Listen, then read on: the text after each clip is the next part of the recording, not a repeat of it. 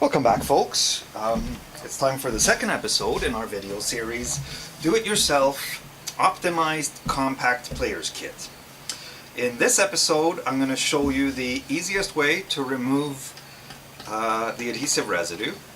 We are going to go over the process of, again, the easiest way of cutting down a drum shell to a shorter depth.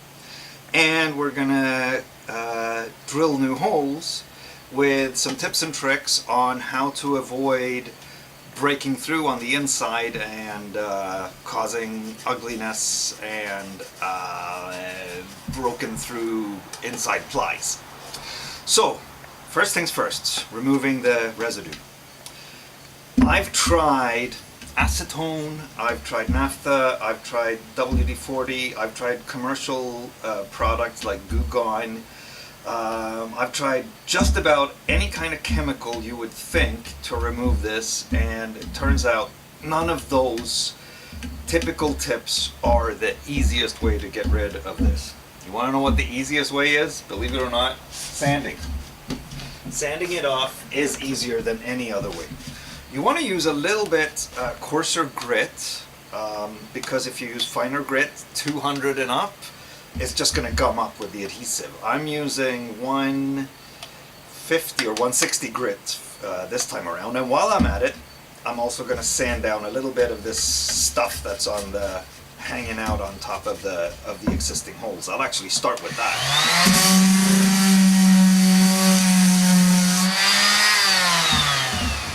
And the reason I'm starting with that is I want to do that before I gum up the paper with the adhesive.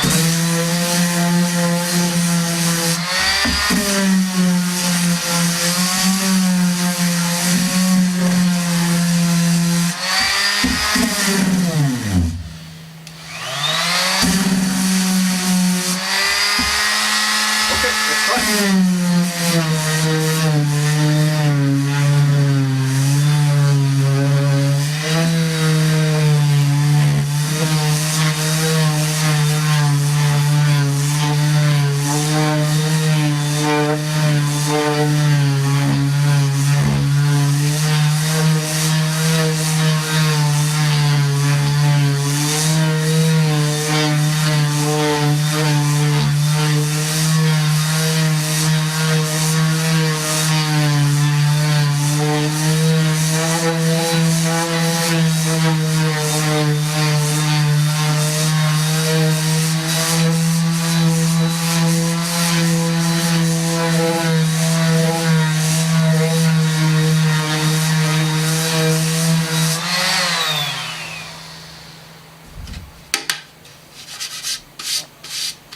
See?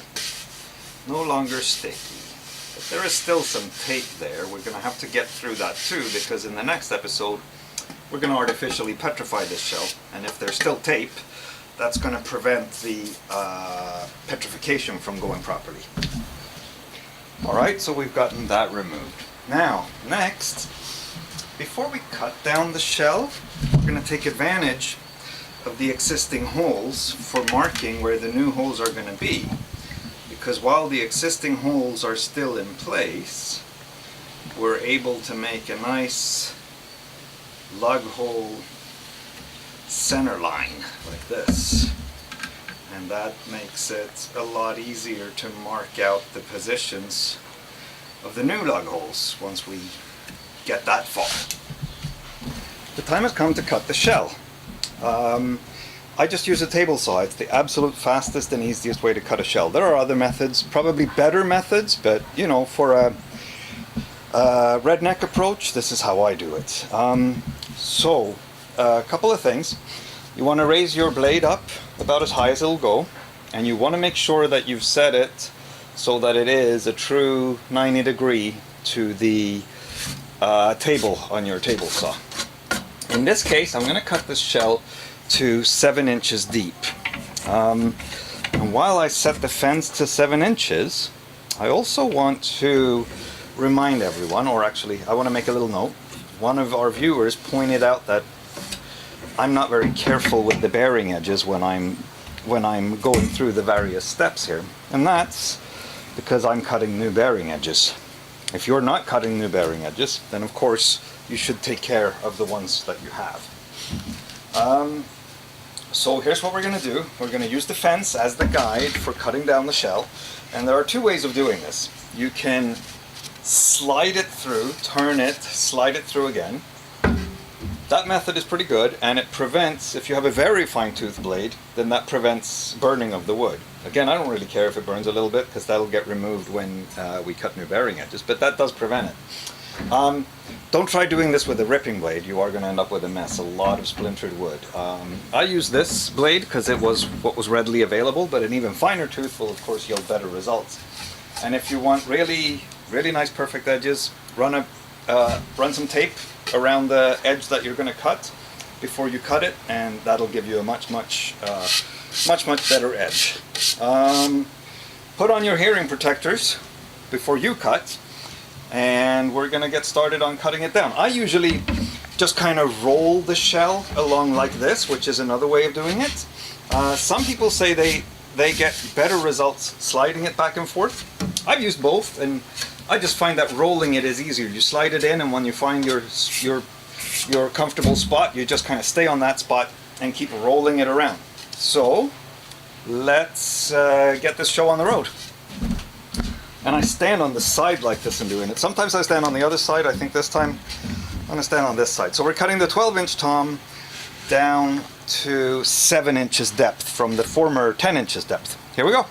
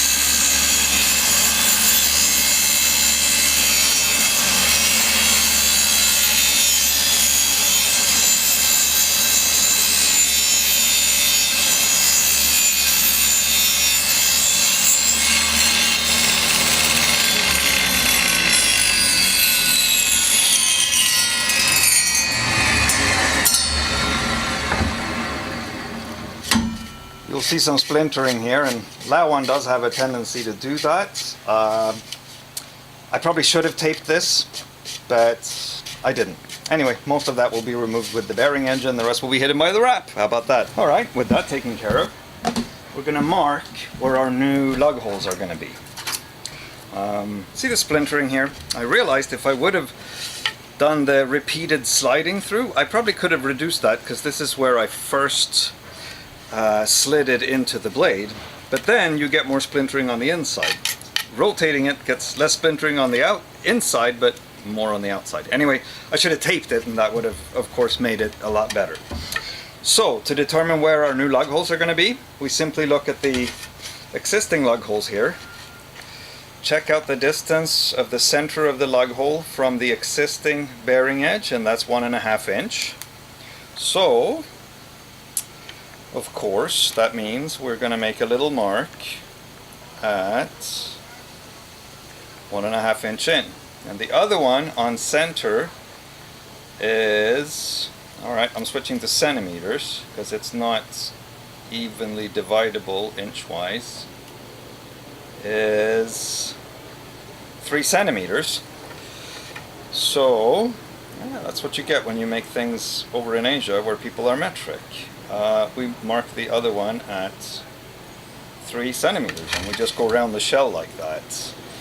Let me double check my 1.5 inch that really is accurate. It really is accurate. So 1.5 inch, 3 centimeters. Alright, let's drill some holes. Of course, the one thing that we need to be conscious about when drilling holes in drum shells is they're very hard, so it's very tempting to use a lot of pressure to get through fast. The problem with that is that as we're almost through, we break through that last ply of wood and cause more splintering. If you have a smaller drill than this, there's a really handy trick to avoid that.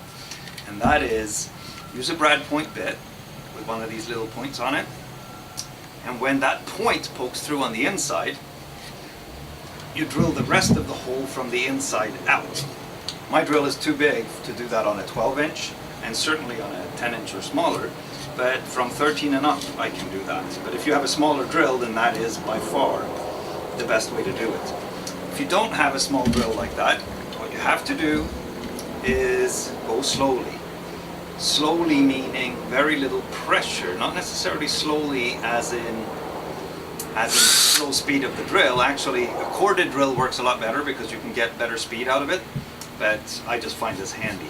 And also, this drill bit is really dull, so you're going to see me wiggling it a fair bit. You don't need to do that if you've got a sharp drill bit, but I know from experience that my drill bits are all really dull. So use the brad point to center it exactly where the cross of your mark is. And then move the drill up and start drilling. I like to try different speeds as I go. Slowly usually digs away most of the wood. And again, you can feel, you can use a bit of pressure until you feel the brad point poke through. And once that brad point pokes through, you want to really reduce how much pressure you're using.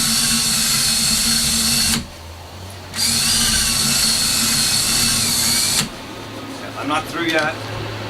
Still working on it.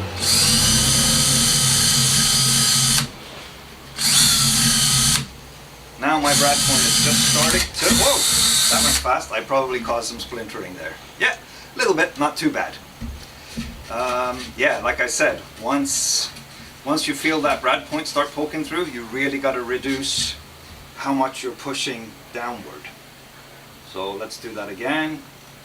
Center it on the cross and start moving downward. I use my long finger on my left hand to feel for the brad point poking through, and like I said, when I feel it poking through, it's time to really reduce the downward pressure on the drill. So every time I stop like that, I'm doing a little feel check. There it is. Now I'm really reducing the downward pressure, and it doesn't hurt to speed up the speed a little bit at this point.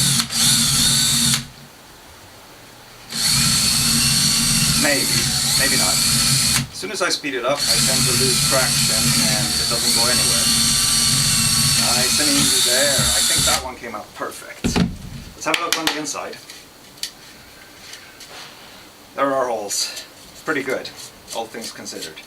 A little bit of breakthrough from that first one, but the second one went really well. That's what they say, practice makes perfect. Thanks for joining us for this episode. Next episode, episode 3, I'm going to show you how to artificially petrify the wood of the shell, making it substantially harder, which in turn makes it more resonant. So in other words, we are mimicking the increased resonance of the more expensive, harder woods with a less expensive drum shell. Again, that's what's happening in a few days in episode number 3. Hope you guys will be tuning in. Thanks.